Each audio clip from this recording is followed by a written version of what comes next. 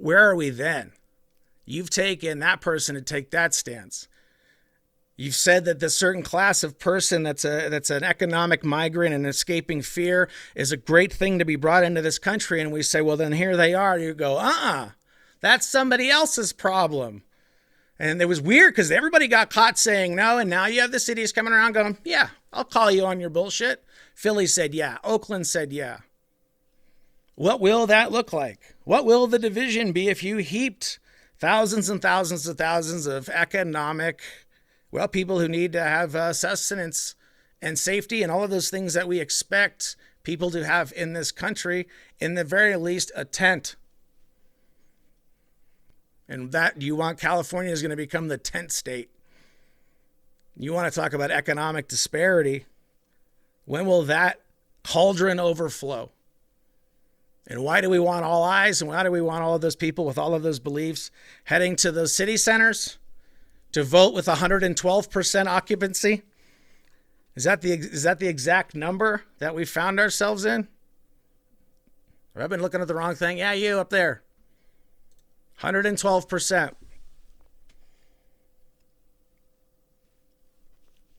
You want to bombard the border? Do we want to bombard our own border? Are we paying someone to bombard our own border?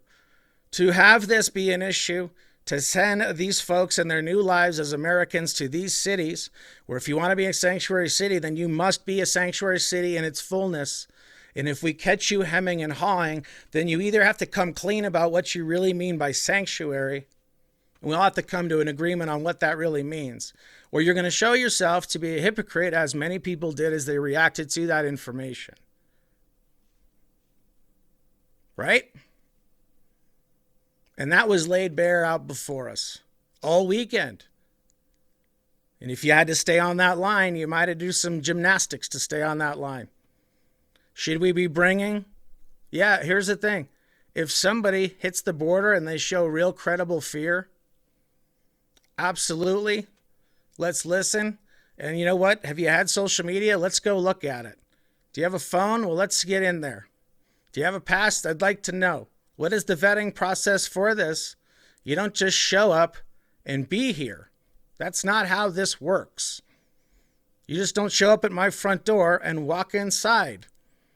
It's not how this works.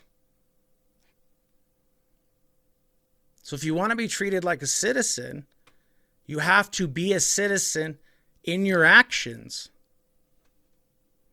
before you're considered a citizen. What we found this weekend is they argued whether or not a person is a spy, a person's human intelligence, a person is a whistleblower, a person is an informant. All of those words mean different things. No, he's a spy. We said they were spying. They were doing spying. We have proof of the fact that they were spying. And like I said, they do. They were spying on Ben Carson. They were spying on Jeb Bush. They were spying on Marco Rubio. They were spying on Ted Cruz. They were spying on Donald Trump. And that just doesn't mean they were the only ones doing it. We might find out in the Mueller report based on what the color coding allows us to see. If you're asking for grand jury testimony, you are anti your own freedom, and you should have that discussion with yourself why you believe that. And tell us, because I'd love to know. I've not found an argument that says that we should undermine the Constitution for that. We can't know unless we know all. He didn't get indicted. Nobody got indicted. The people now getting indicted are getting indicted just like the other people got indicted on that level of crimes that were found. We're going to find out that there are narratives that other people spied or informed or whistle blew or did something. And for them to call Stephen Halper an informant, this is where that breaks down. That breaks down in the truth of that experience, because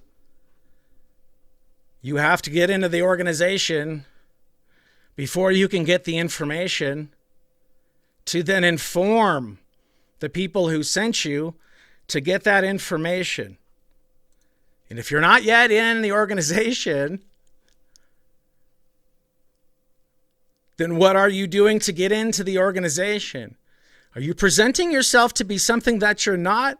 Ladies and gentlemen, that sounds like spying. Once you get into the organization and you start having conversations with Russians or all of the preset things that you did in the narrative that you're controlling, then we would have been talking about something completely different, but something just as crafted.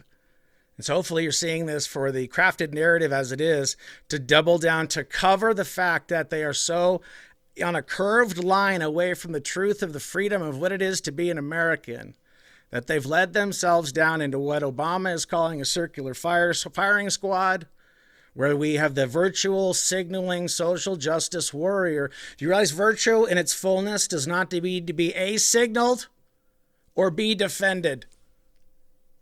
Because in the fullness of who you are, virtue already exists in its fullness. Are you acting in that way? Forget about the fact that you're looking at fear and having your judgments based on anyone else. Are you there? Are you here in your fullness of your virtue?